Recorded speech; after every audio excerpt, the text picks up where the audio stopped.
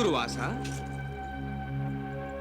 लगता है चिंतित दिखाई दे रहे हैं। नारायण नारायण नारायण नारायण। प्रणाम देवर्षि। मैं आपको प्रणाम करने लगता हूँ, किंतु उससे पहले आप मुझे प्रणाम कर देते हैं। कहिए, आपने दर्शन कैसे दिए? वो आपको सोचते हुए देखा तो रहा नहीं गया, सो पूछने चला आया कि शिव शंभु महादेव को क्या चिंता है। चिंता का विषय मेरा तप है देवर्षि। मैं तप करता हूं तो पूरा संसार दुखी होता है और माता पिता भी। इसलिए सोच रहा था कि तप के स्थान पर क्यों ना विद्या अर्जित कर लूं। तो क्या करेंगे? सोच रहा था ब्रह्मलोक जाकर क्यों ना वेद का अध्ययन कर लूं। नारायण नारायण।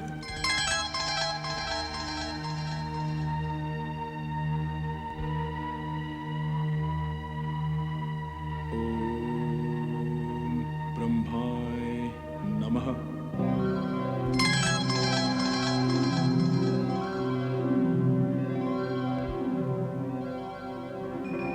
ब्रह्मदेवाय नमः। प्रणाम।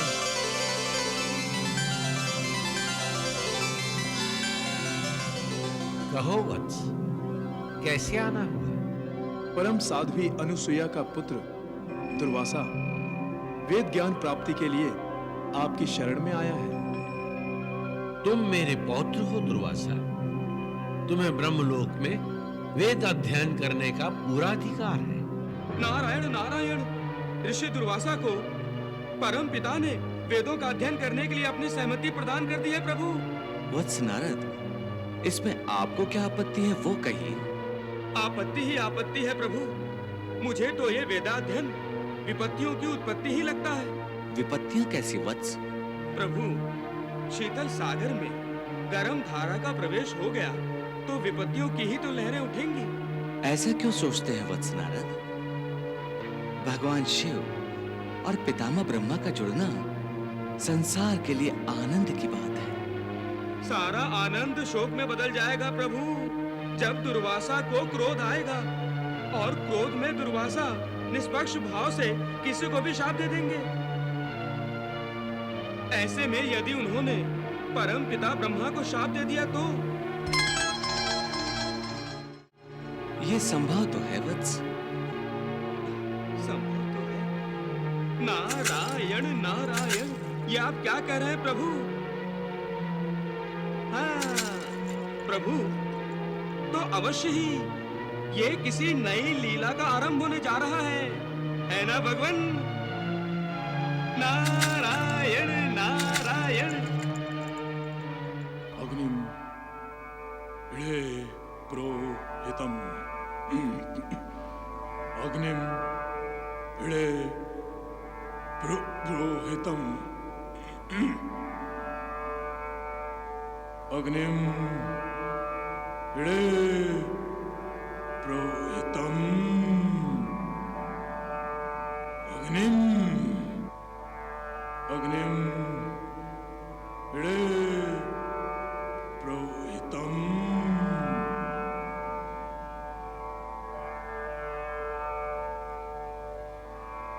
अग्निम इळे प्रोहितम। अग्निम इळे प्रोहितम।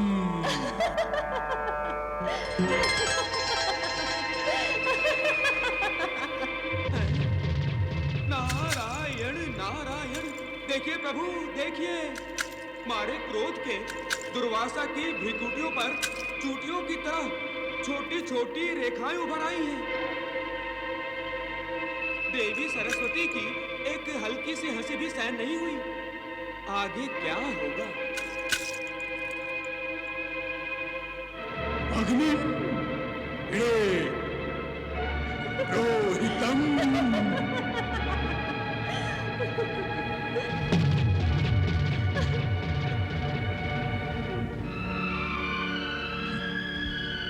अग्निम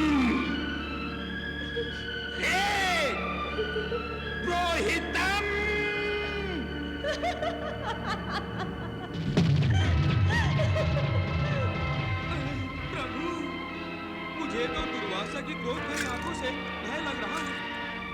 ये ज्वालामुखी अब फटने को है प्रभु।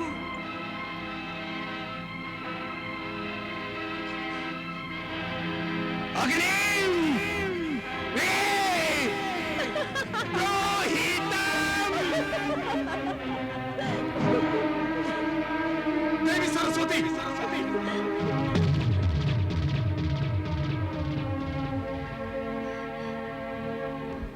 आप किस बात पर हंस रही हैं?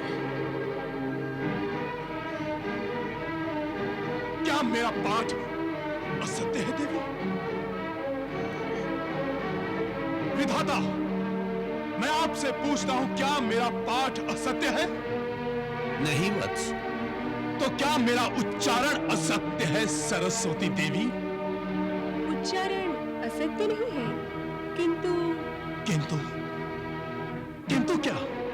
वेद गान का स्वर ऐसा नहीं होता।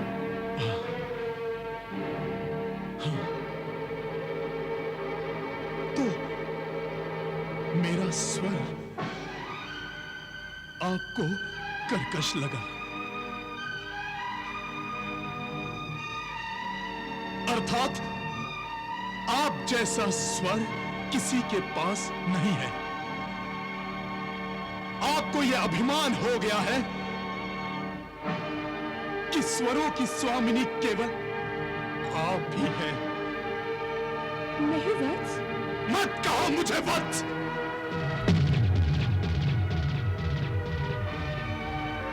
आपने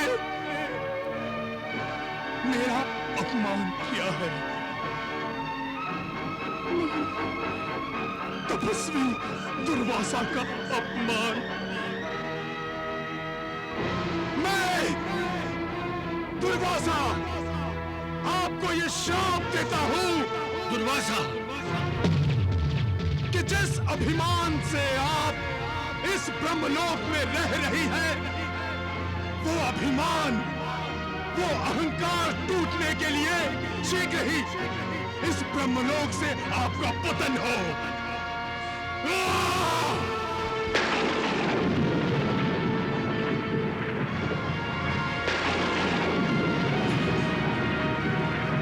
दुर्वासा, तुम नहीं जानते कि तुमने कितना बड़ा अनर्थ किया है। देवी सरस्वती यदि ब्रह्मलोक में नहीं रहेंगी तो वेद ऋषियों का प्रयोग कैसे होगा? स्वर का ज्ञान कौन देगा यहाँ?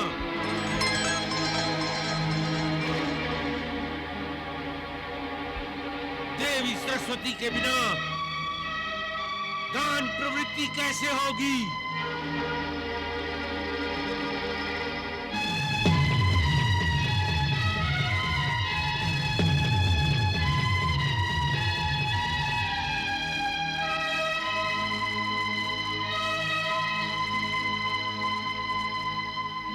इनकी गान प्रवृत्ति का विकास अब गंधर्व लोक में होगा, जहां ये जन्म लेंगे। दुर्वासा, तुमने मेरे सामने, मेरे लोक में मेरी देवी सरस्वती को शाप देकर अपने आप को ब्रह्मलोक के लिए अयोग्य बना लिया है। मैं तुम्हें ये ब्रह्मलोक छोड़ देने का आदेश देता हूं। तुम तत्काल ये ब्रह्मलोक छोड़ दो।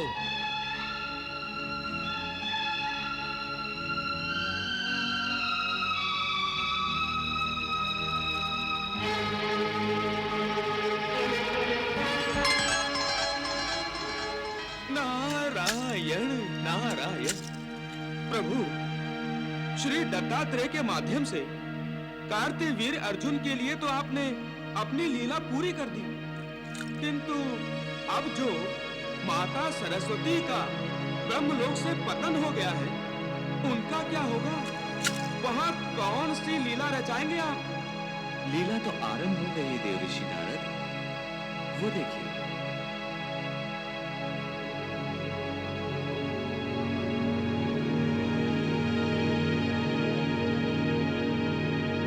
गंधर्वराज विश्वावसु संतान प्राप्ति के लिए तपस्या कर रहे हैं।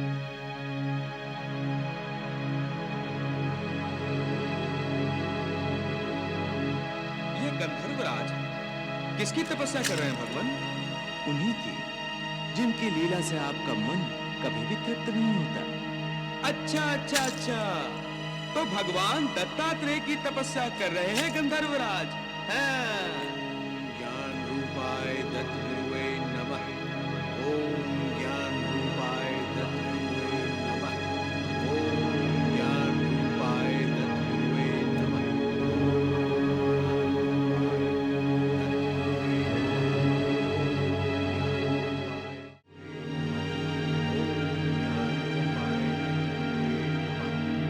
ओम ज्ञान रूपाय दत्तगुरुवे नमः। ओम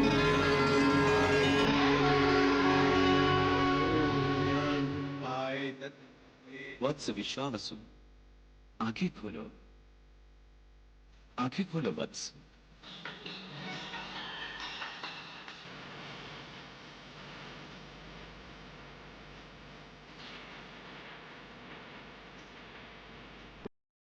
राम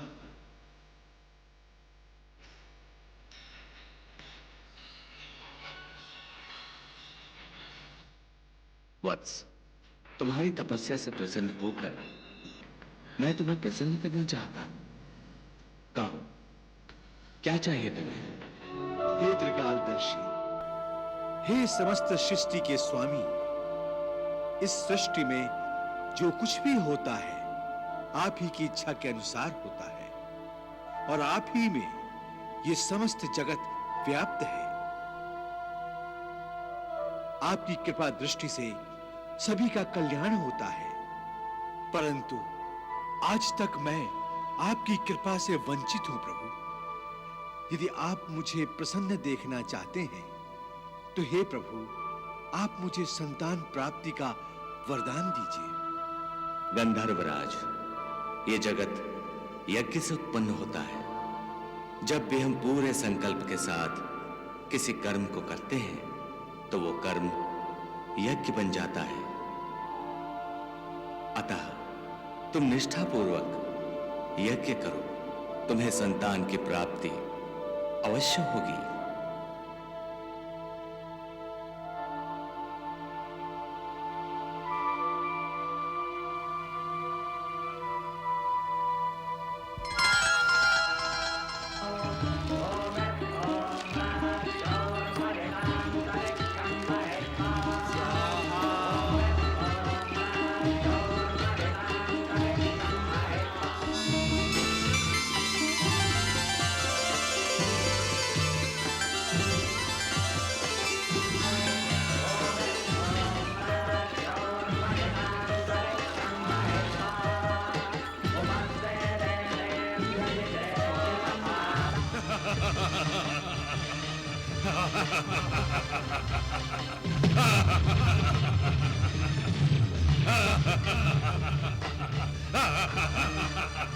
नारायण नारायण, प्रभु ये क्या हो रहा है? ये क्या हो रहा है प्रभु?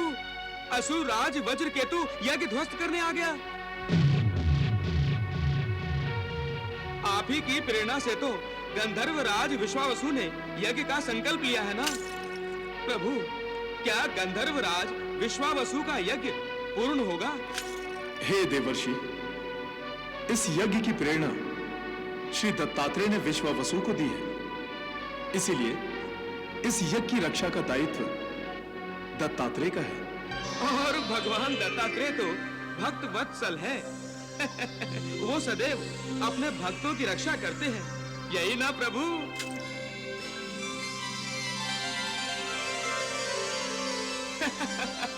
नारायण नारायण, हे जगत नियंताओ, मैं जान गया जान गया। नारायण नारायण।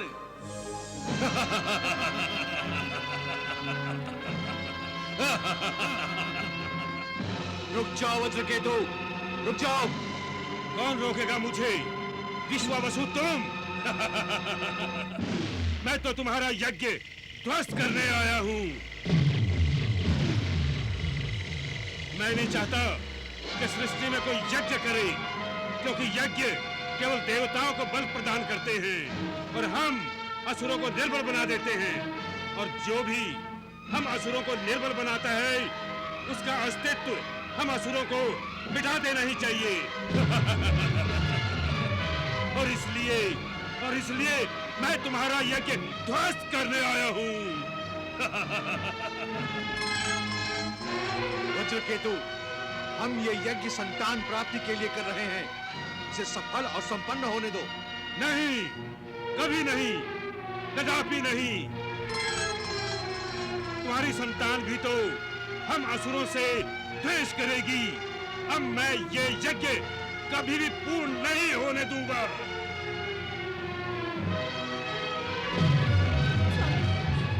अब क्या होगा?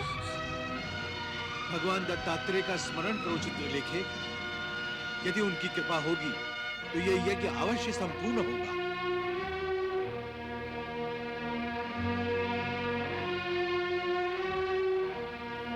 ओम ज्ञान रूपाय दत्त गुरुवे नमः। ओम ज्ञान रूपाय दत्त गुरुवे नमः।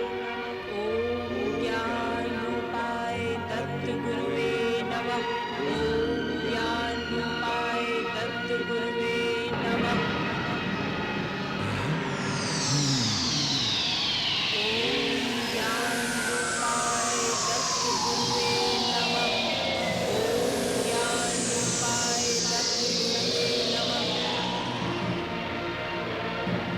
गंधर्वराज अपनी माया का प्रदर्शन कर रहा है। अब मैं इस यज्ञ के साथ साथ तुम्हें भी नष्ट कर दूंगा।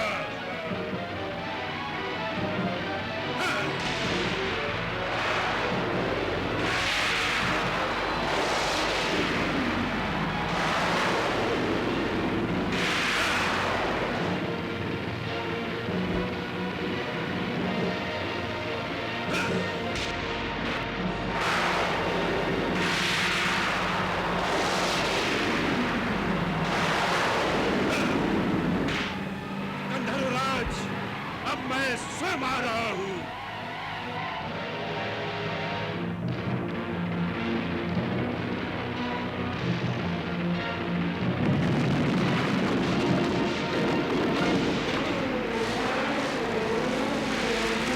विश्वावसु, विश्वावसु, मुझे बचाओ, मुझे बचाओ विश्वावसु, विश्वावसु मुझे बचाओ।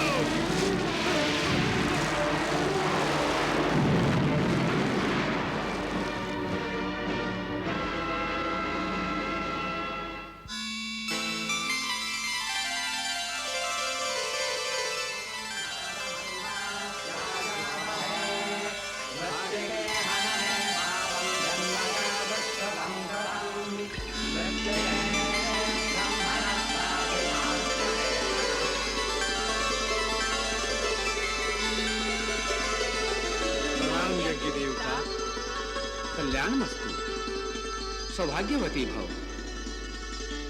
हे विश्वावसु, हे चित्रलेखा, यज्ञभाषी ये कलश ग्रहण करो।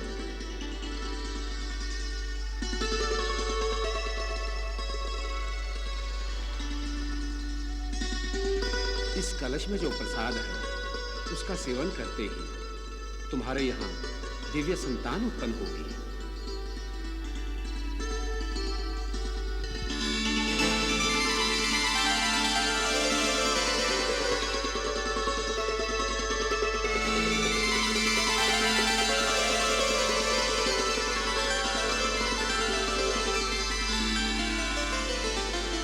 यज्ञ पुरुष का दिया हुआ प्रसाद गंधर्वराज विश्वावसु और उनकी पत्नी चित्रलेखा ने बड़े भक्ति भाव और आदर सहित ग्रहण कर लिया। प्रणाम विधाता। देवी, आपकी वाणी आज हमारे कानों को मधुर क्यों नहीं लग रही? अच्छा ही है स्वामी, इसी बहाने आपके काम मेरी वाणी सुनना नहीं चाहेंगे और आपको भी धीरे धीरे ब्रह्मलोक में मेरी अनुपस्थिति का अनुभव बुरा नहीं लगेगा। ये आप क्या कह रही हैं देवी? आपकी ब्रह्मलोक में अनुपस्थिति का तात्पर्य है कि ब्रह्मलोक का अस्तित्व ही खो गया है। देवी, आप तो ब्रह्मलोक की आत्मा है। देवी, आपके बिना ब्रह्मलोक का कोई सार ही नहीं। आप ऐसा क्यों कह रही हैं? विधाता, लगता है आप भूल रहे हैं कि मेरी ब्रह्मलोक में रहने की अवधि अब पूर्ण हो रही है। दुर्वासा का श्राप मुझे आपसे दूर जाने को, आपसे अलग रहने को विवश कर रहा है प्रभु।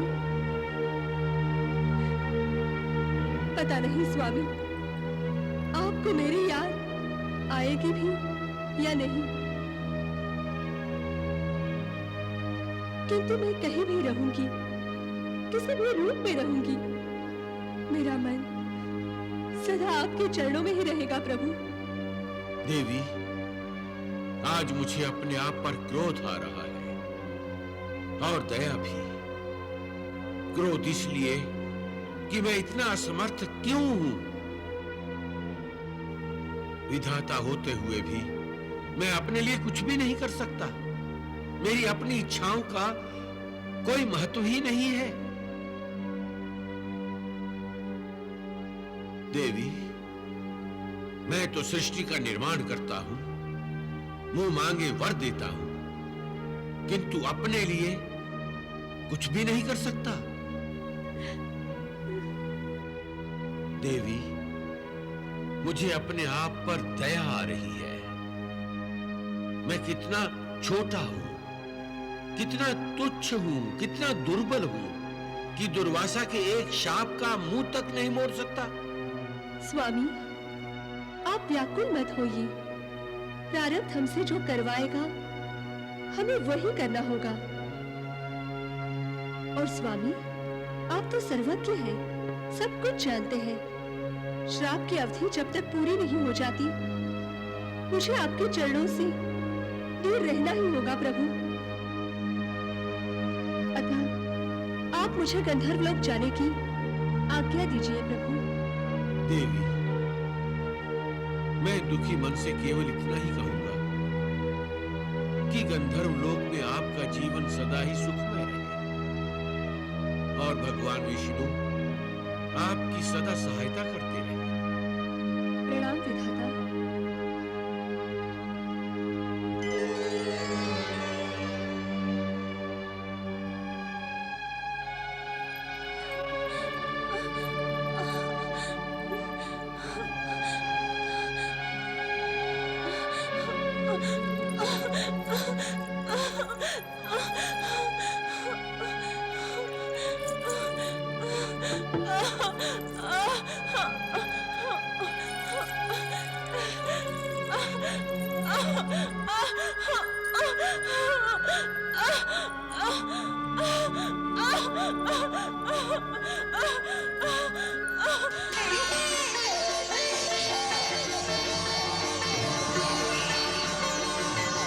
उनके यहाँ संतान के रूप में एक कन्या ने जन्म लिया।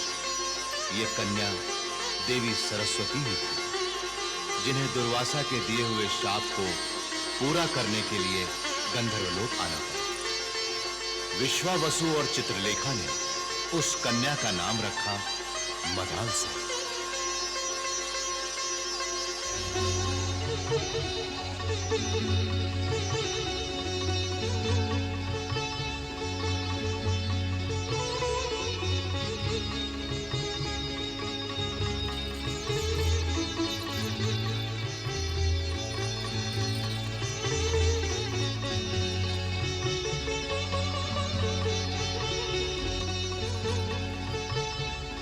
हमारी तपस्या का कितना सुंदर फल मिला है स्वामी। हाँ चित्रलेखी, इसके मुख का तेज देखकर लगता है जैसे कोई दैवी वरदान मिला है हमें, और हम अपने इस दैवी वरदान का स्वागत करते हैं। परमेश्वर की कृपा मानकर सच्चे मन से इसका स्वागत करते हैं।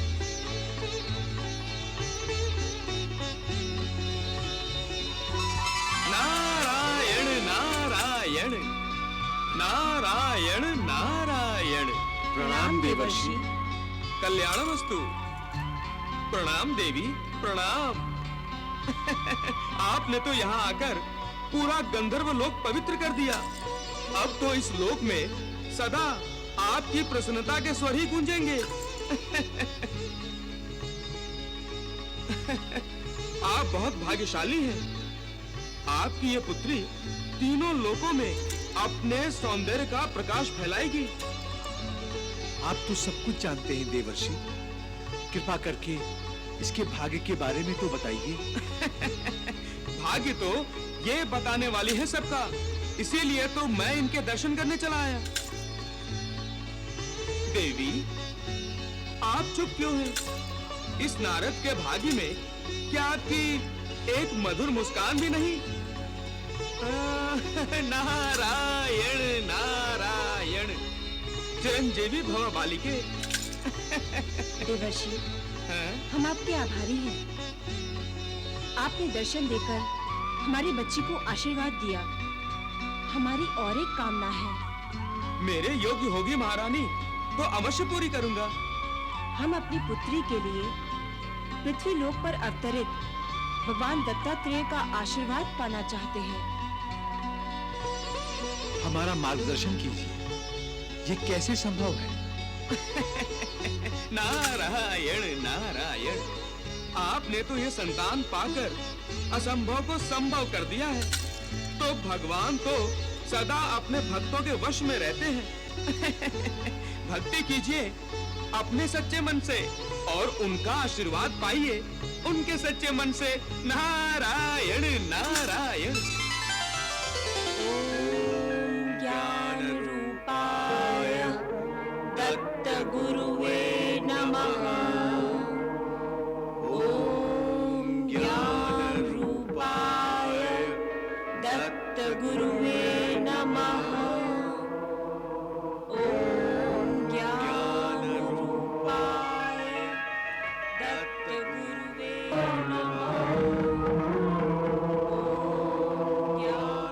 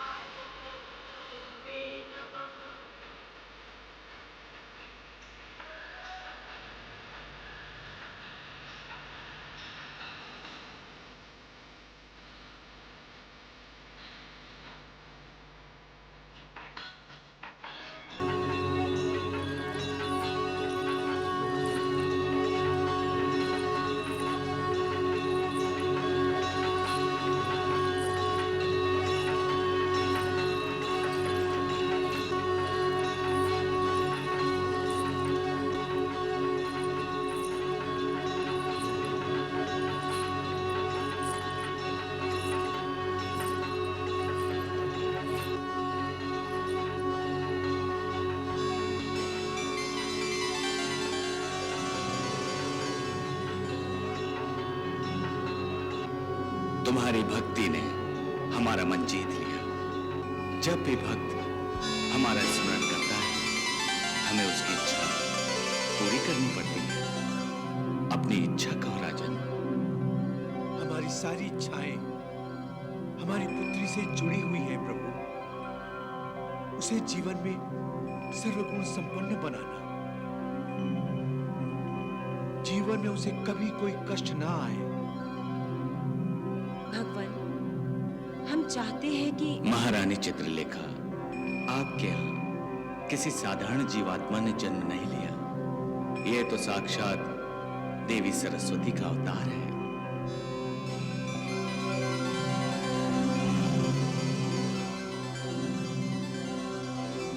देवी सरस्वती का अवतार? हाँ, आपकी पुत्री ब्रह्म ज्ञान की शिक्षा प्राप्त करेगी, विज्ञान, संगीत और स्वरों को नया रूप देकर गंधर्व जाति का मान बढ़ाएगी और इसका पुत्र भी ब्रह्मज्ञानी होगा।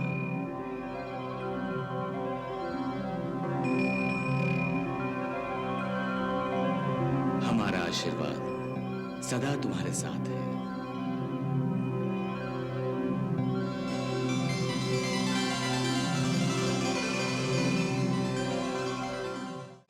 वायु के घोड़ों पर सवार समय को जैसे पंख लग गए। इतनी तीव्र गति से भागा कि विश्वावसु और चित्रलेखा के देखते देखते उनकी नन्ही सी पुत्री मदालसा ने यौवनावस्था में प्रवेश कर लिया।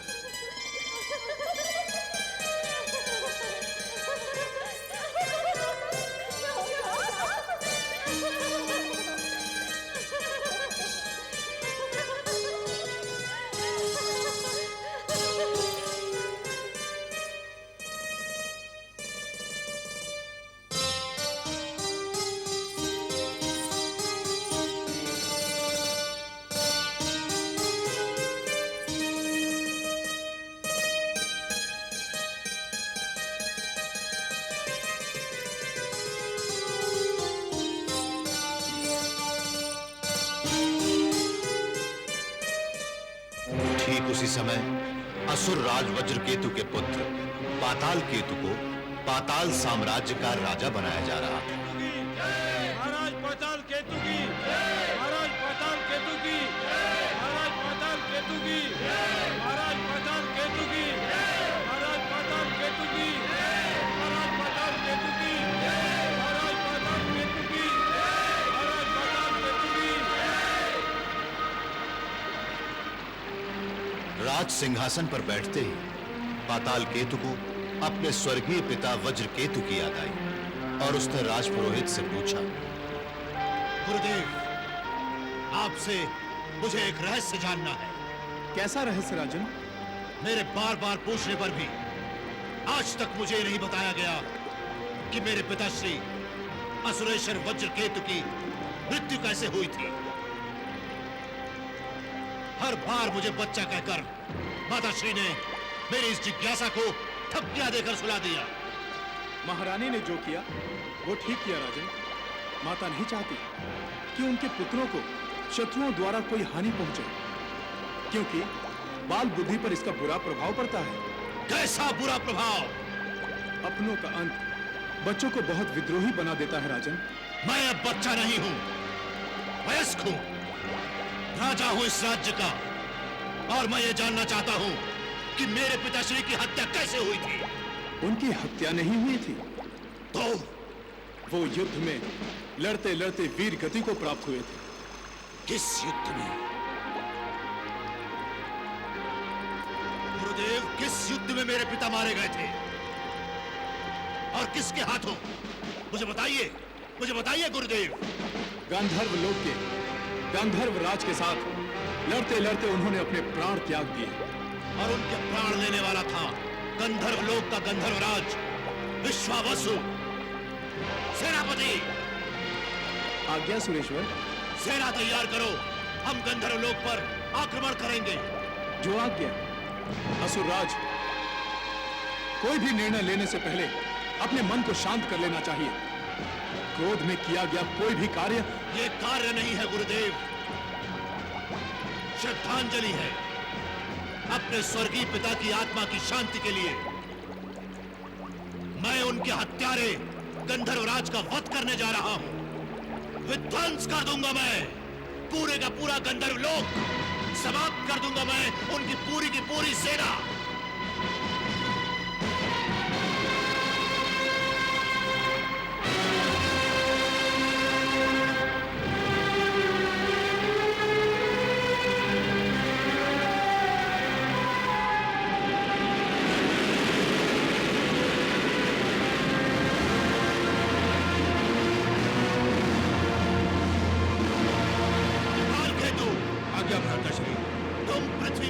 ही असुरों के शत्रुओं का नाश करोगे।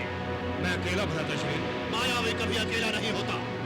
तुम अपनी माया से ऋषि बन जाओ और यहाँ अपना एक आश्रम स्थापित करो। जो आ गया भ्राताश्री।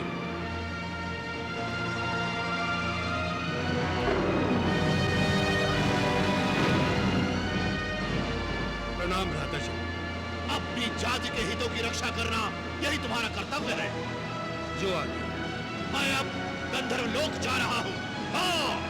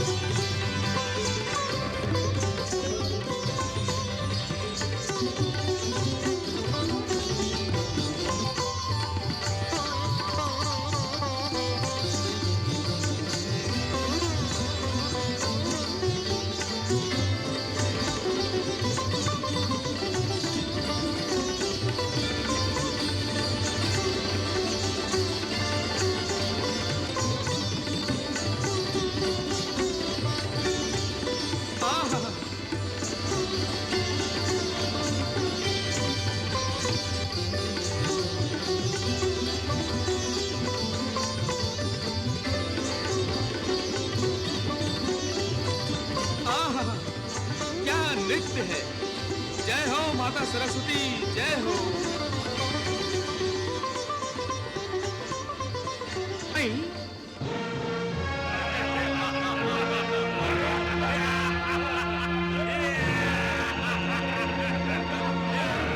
ये दुष्ट यहाँ क्या कर रहा है? कहीं ये गंधर्व लोग तो नहीं जा रहा?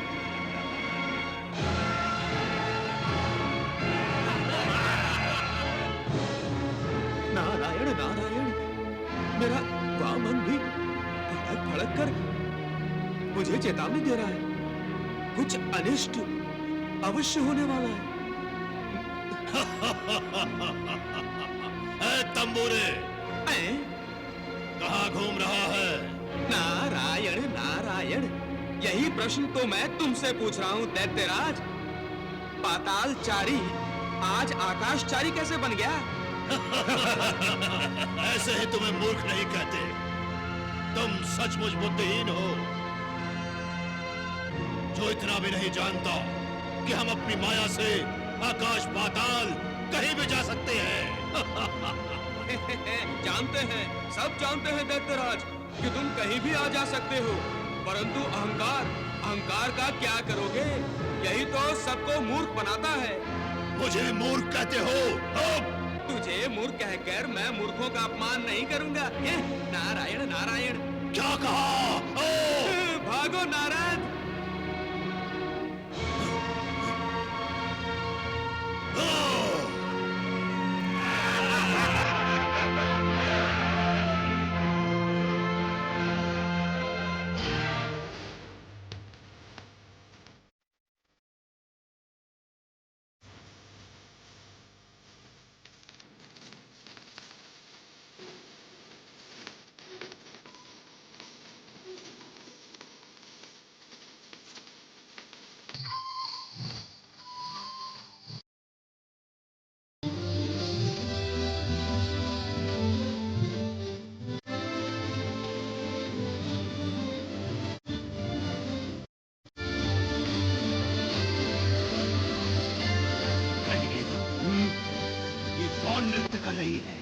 वीर बाहु, ये तो गंधर्व राज की पुत्री मदालसा है। मदालसा? इसे देखते ही मेरे मन में लालसा ने जन्म ले लिया। ये सुंदरी तो पाताल लोक के राजभवन की शोभा होनी चाहिए।